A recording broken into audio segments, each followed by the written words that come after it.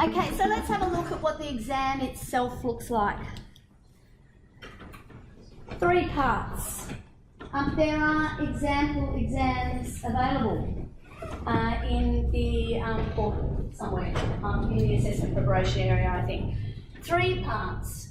The exam it's got 100 marks. It's a bit annoying actually, because that means it's crappy maths.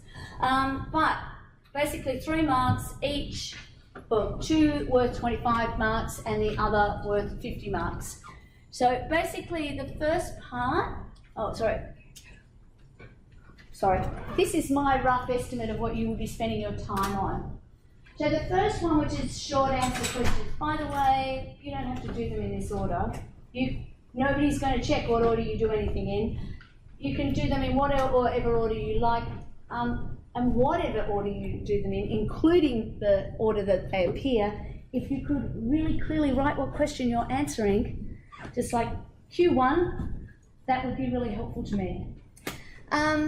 So basically the first, depending on what exam you get, because there are 2 different exams, there's an OUA one and a face-to-face one, they're structured the same, slightly different, or if you are in the unfortunate circumstance where you have to do a deferred exam, which would be some people listening to this, they could be different, so I'm not... Essentially, there will either be 2 or 3 short answer questions. Each of those questions will say they'll either be worth 5 points or 10 points. So there'll either be 3 5-point questions or a 10-point question and a 5-point question. It should be pretty easy to work out that you would probably spend twice as much time on a 5-point question, a 10-point question as you would on a 5-point question. I'll talk about what they might look like as we go forward. There will be a short essay or a critical response type question, which we've spoken about a few times along the way. So something that's asking for your opinion about something. And there will be 2 problems. They'll be worth 25 marks each. So they will be problems that you need to answer. Advise your client. So let's have a look at what they might look like. Not exactly this one. No, I only did it last night. So there's previous getting ready for exam packs on there, I'm sure, and they're not terribly different. Okay, read the question. I know it sounds really dumb, but read the question. You get reading time beforehand. I believe you are not allowed during reading time to pick up a pen, which sucks. I don't get to decide how the exams work. I don't understand why you're not allowed to pick up a pen. We could talk about it a whole heap, but we can't change it. You really need to, as soon as you finish that reading time, get that highlighter or pencil or whatever it is that you're doing and make sure that you have really narrowed down to what the question is. Make sure you answer the question. Telling me everything you know about the subject matter of the question is not the same as answering the question. I would suggest that you treat it as 1 point equals 1 minute and allow yourself 20 minutes of buffer time at the back end. That would be the way that I would do it, because you have to be disciplined about this stuff.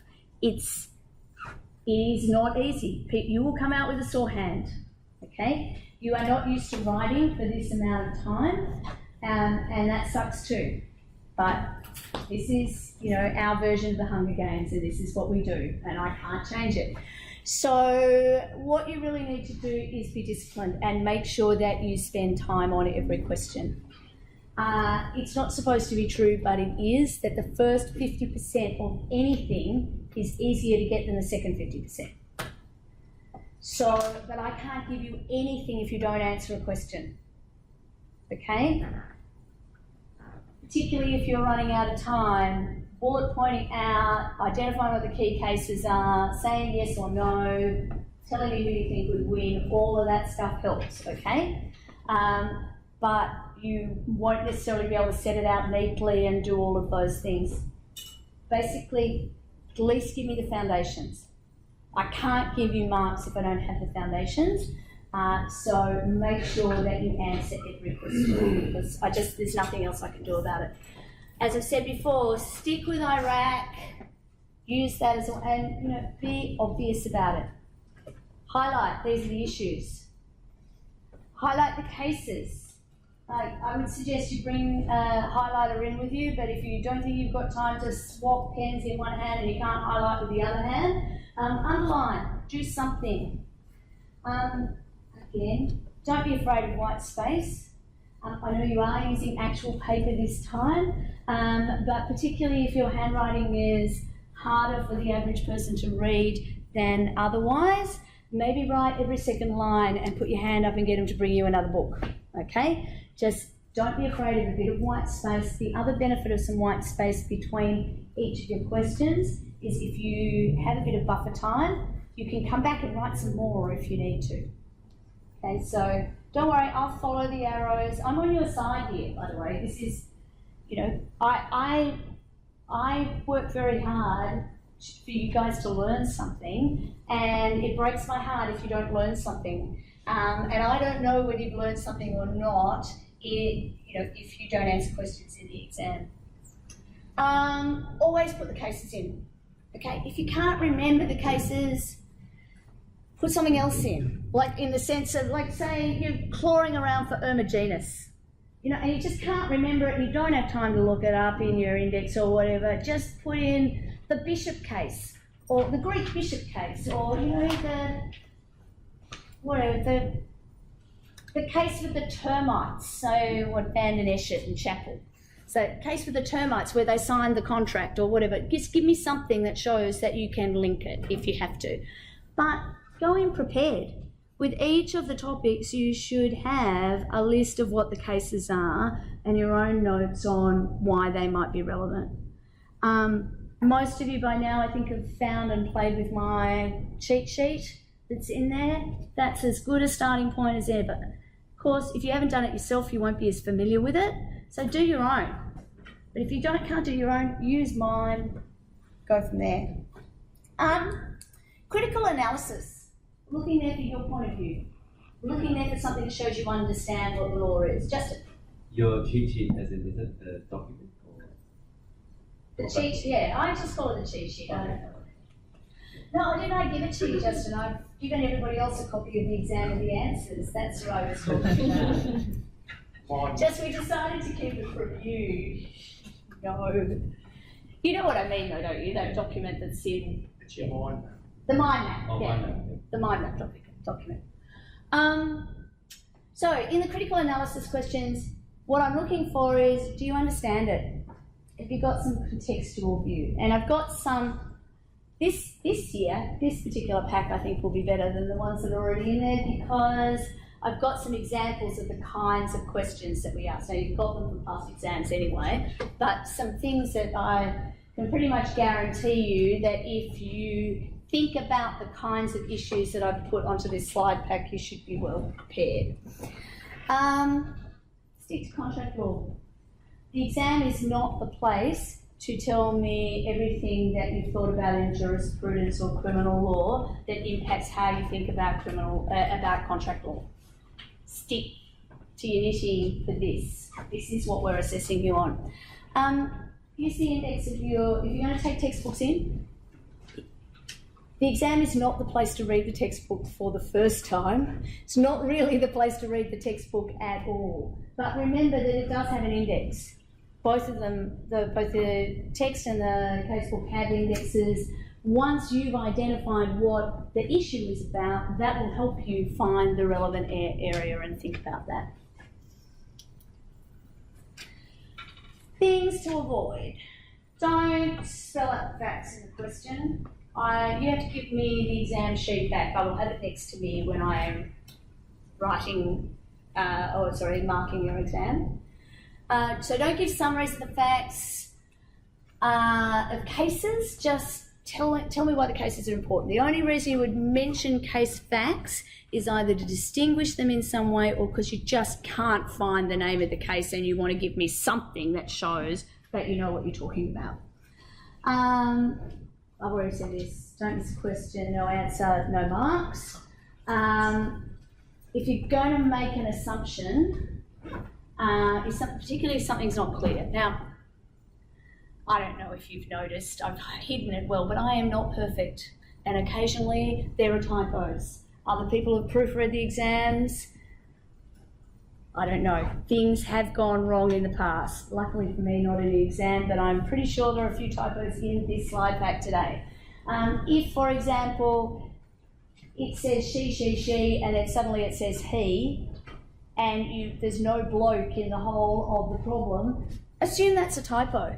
But just, if you can circle and write on the paper, it's coming back to me, assume it's a typo, or you can just say in the problem, when you referred to the mother, I assume you meant the daughter in that instance, or something like that. That's fine, okay? Pretty sure it won't happen, but if you're making an assumption, and if it turns out, then I can read it in a way that makes sense, okay? These are not supposed to be trick questions. And then the biggest piece of advice I give you, which is the equivalent of saying don't sneeze, don't vomit. It's like, just don't panic, okay? I keep telling this story every semester. I'm not sure that I should, but I guess why I get sort of spend so much time talking about the exams is I went back to study as a postgraduate quite late. I did an MBA in my late 40s, and I hadn't studied since I'd done my undergraduate. Oh no, I'd done a graduate diploma in between, but it had been a very long time since I'd done an exam, shall we say. And I did this fancy MBA program up at Melbourne Uni where you live in, and basically, it's an intensive program. You do 2 weeks of classes, and then on the second Friday you have exams, every second Friday. So the very first exam I've got, I'm going into this already with, I think I already had so many marks that in order to fail the subject, I would have had to get 2 out of 50 on the exam or something. So I was fine. And the night before, I spent half the night with this lovely friend of mine who was completely panicked. He hadn't done an exam for 40 years. He's going, it's like, don't worry about it, we're all in the same boat, this is fine, we just go, you just sit down, you do your best. Anyway, we turn up, we get the exam, and in this particular circumstance, we actually go back to our little room to do the exam. So you're sitting in your own room to do the exam, then basically shut the Wi-Fi down, you have signed something that says you're not going to cheat, the telephones are off. You go back in, I go to sit there and start doing this exam, it's an open book exam, and I look at it and I just completely freeze. I think it would have been better off in an exam room because I literally spent about 30 minutes going, like this. I've peed my body weight, basically. I had a complete meltdown, panic attack. It was absolutely hideous. Then I pulled myself together and I did what any sane person would do. The exam was split into 2 parts. One was an essay about something which I knew a great deal. The other was some mathematical equations, not my strong suit. So what did I do? Did that bit first. I allowed myself 4 minutes at the end to do 50% of the exam, which is on the stuff that I could do. Essentially what I'm saying is I get it. You can panic, you can go really, really wrong in this stuff. It happens to the best of us, not saying that I'm the best of you, but it happens to us all. The thing is, actually what I said to my mate the night before is right. You guys are all in this together. You are all incredibly well prepared. You've had absolutely every opportunity to get this right. What you do is completely up to you. Yeah, there will be stuff in that exam that will throw you because you won't be expecting it. There'll be other stuff that will really work to your strengths, but because of who we are, we will focus on the stuff that's wrong. So any of you want to throw through my Twitter feed will enjoy, I've actually got a picture of somebody's exam answer on one question last semester, or maybe the semester before, where the only thing on the answer for a particular problem was WTF. I thought that was kind of amusing. Unfortunately, couldn't give that person any marks at all. Unfortunately, it turned out that person follows me on Twitter. That was also kind of amusing, but not for them, as it turned out, which was quite nice. Look, it's just an exam. That's all it is. Doesn't make you, doesn't break you. It's tough. For many of you, this will be the first ones that you're doing in a long time. I'd love to say they get easier. In fact, they get harder, but you get better at it. So, yeah, don't panic. If you can, just don't panic. Still not sure whether it's useful to tell that story or not. Short answer questions. What are they about? On the whole, they're going to either ask you to explain a legal term or a concept. So what is a disclaimer? How are excluding and limiting terms different from essential terms? Or what's a more sensible question than that? They might ask you about a key point in a case we've covered. So what's the difference between JJ Savage and Oscar Chess? Or what are the similarities and differences between those two cases, for example? Those kinds of things. Got some examples on the next slide. They might provide a really brief fact scenario and ask you to provide an advice or opinion. One previous exam, which I really quite like, had 5 or 6 very short answer questions, which all were about Jack and Jill. So Jack and Jill went up the hill, fetched a pail of water. Jack offered Jill $10 if she'd carry his pail down. She carried it down without any language, without saying anything. Does Jack have to pay? Those kind of, short, brief, show off. They're designed, I think, to give you guys confidence. If you're not feeling good about it, do those short answer ones first because they're the ones that you're most likely to get right. I'm going to hate myself if those words are ringing in your ears while you're looking at the rest of the exam thinking, yeah, I can do this, but that short answer one is completely blinding. They might ask how topics interrelate to with each other. So, for example, what's privity got to do with consideration? Or why, one of the things I've spoken about a number of times, we talk about the 4 elements of a contract, but some people don't put certainty in there. Why not? How is certainty related to consideration, for example? Or a thing we keep coming back to from the first topic, private law. How does this topic relate to private law? Or why do we have consumer legislation that changes this area of the law in a consumer context, but not in another context? It could ask you to identify and explain some important principles from a topic. So maybe, wouldn't that be lovely, the 3 elements in Masters and Cameron, because most of you are pretty good with those now. I'm looking at some stuff recently. Or how the parole evidence rule works, or why we have a parole evidence rule, how contract terms are classified, those kinds of things. Have a look at past exams. I'm a woman of limited imagination. Things do tend to creep around. We'll do some example questions though, get a sense of it. Critical response. This is often the one that is the most difficult. It's the hardest one to practice. So it tends to look at these kind of things. Why do you think the law works the way it does? So in the past there have been questions, for example, about why consideration needs to be sufficient but doesn't need to be adequate. And it's really that kind of question. It's asking you to critically analyse that, to think about it, maybe talk about Lewis, Kelly, agree with it, disagree with it. Do you need to change the law? That sort of thing. So it's asking you to think, why does the law work this way? Sometimes they're also about what the exceptions are. A lot of contract law, you might have noticed, we've learnt by looking at what the exceptions are. So why are there exceptions? Are there so many exceptions that there really shouldn't be a law at all? Like, is it relevant or not? What we're really looking for is for you to demonstrate you understand it and that you have a point of view. Understanding it is enough to pass. Having a point of view gets you good marks. How lines of cases fit together or how they just could be distinguished from each other is another kind of thing. And they're the kinds of things as you're preparing, as you're looking at each topic, think about how the cases fit together or how you distinguish them.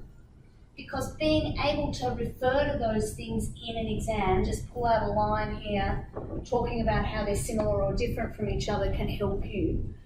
Also just really being aware of what kind of problem or mischief the law has evolved to deal with and thinking about whether that's still relevant now.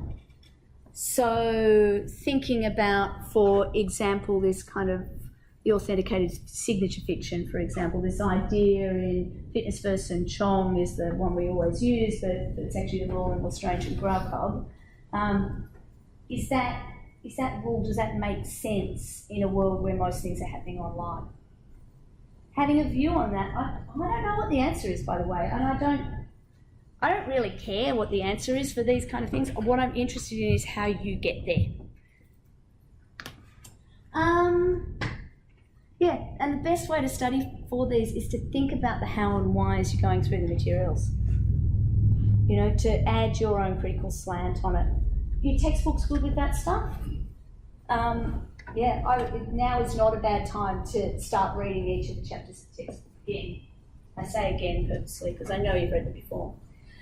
So what am I looking for with the critical response? I want you to answer the question. I want your point of view. I want to know what you think.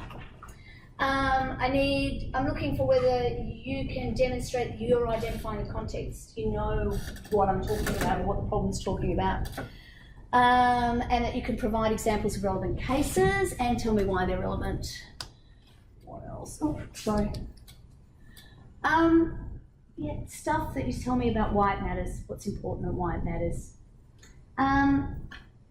So I think it's a good idea with each topic as you're doing the rest of your note preparation and thinking about the topic is to just spend a little bit of time with each of the,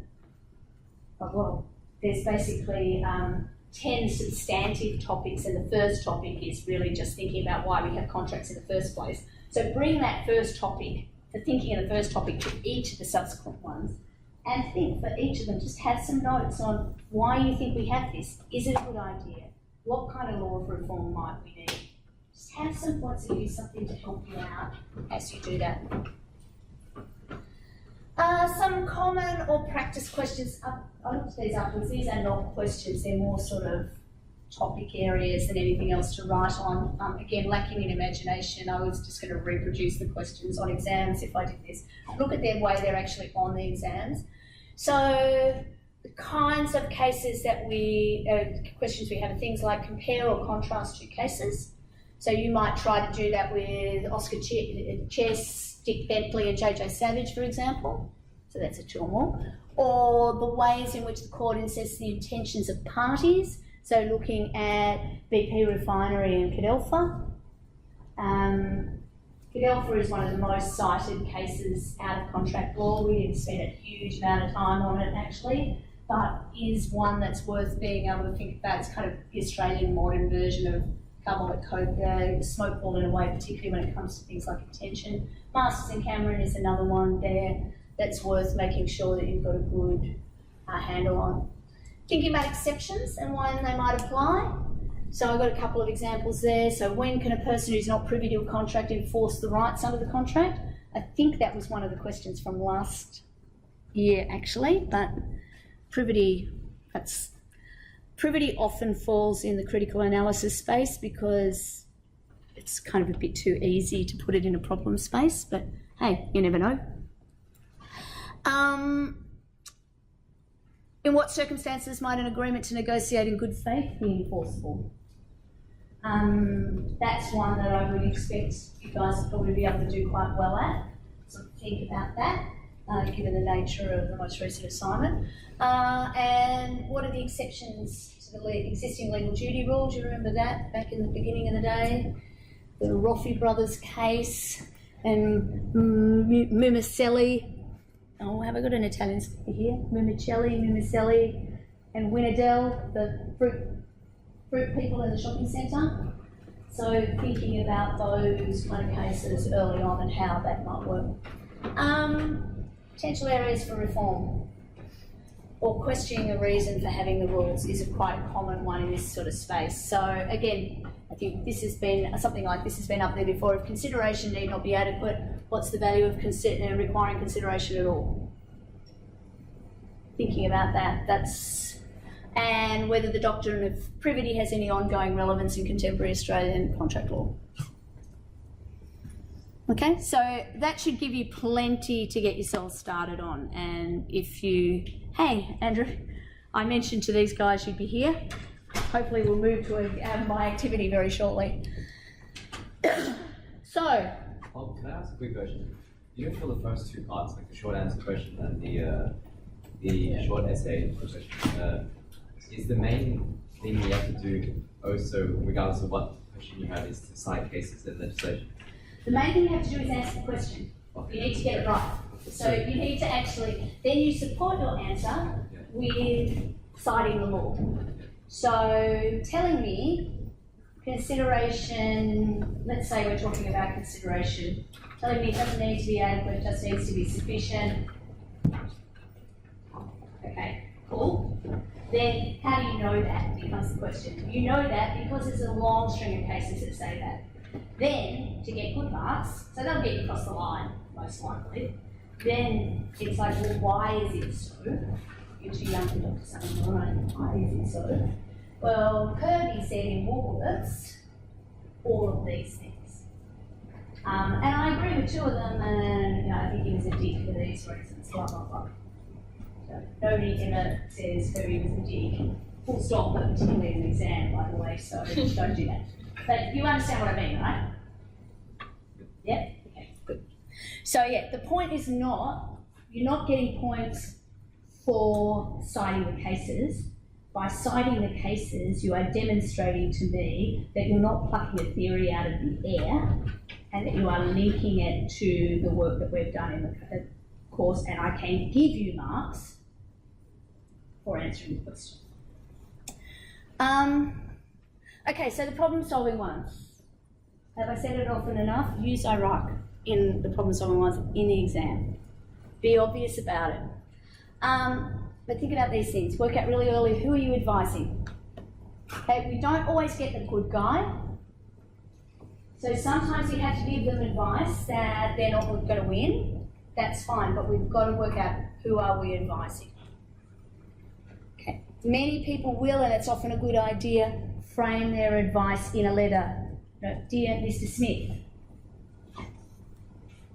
Remember, if you are advising somebody who is not a lawyer, they don't necessarily understand what the law is. So throwing heaps of jargon in those kind of answers is not helpful to you. You need to explain what the problem is and why it's an issue. Some ground rules here. Always address the common law, okay? This is contract law, we're grounding in common law. There will be circumstances in which there might be a statutory overlay. If the question is about, for example, a sale of land, talk about the contract, talk about the common law, but then we might talk about a statute as well. Why would we do that? Go on, Alice, I can see. As soon as you asked me in a public setting. Sorry, so that's it, that's your little panic. Sorry about that. Anybody? Why would we, with the sale of land, why might we mention a statute? Formalities. Formalities, exactly. So we would talk about the existence of the Instruments Act or statute of frauds, the successor entities. In Victoria, that is the Instruments Act. So we'd talk about the existence. What if we were talking about express statements before a contract was made? So let's say you've got, because we've never seen one in real life, the situation might involve a dry cleaning shop. And I've taken my something or other, my knapsack here, to get dry cleaned. I get a receipt, I'm asked to sign for it. I ask why, they say just in case the sequins get damaged. The sequins on my knapsack get damaged, advise me what to do next. Curtis. It is Curtis and I can't even remember, it's one of the dry cleaning cases, it might be Causing Brown. Something cleaning. Something like that. So you found a case, why might you talk about a statute in that context?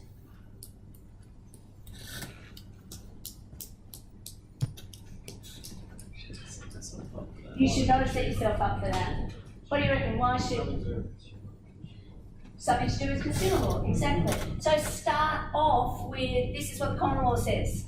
This is how the cases work. But always remember, Section 18 of the Australian Consumer Law. Okay? That's likely to be a consumer transaction. Then we've also got our statutory guarantees and all the rest of it. But do the common law first, okay? Demonstrate that you've got the common law, throw in the statute bit later. Sorry, we're running a little bit behind, but we'll get there.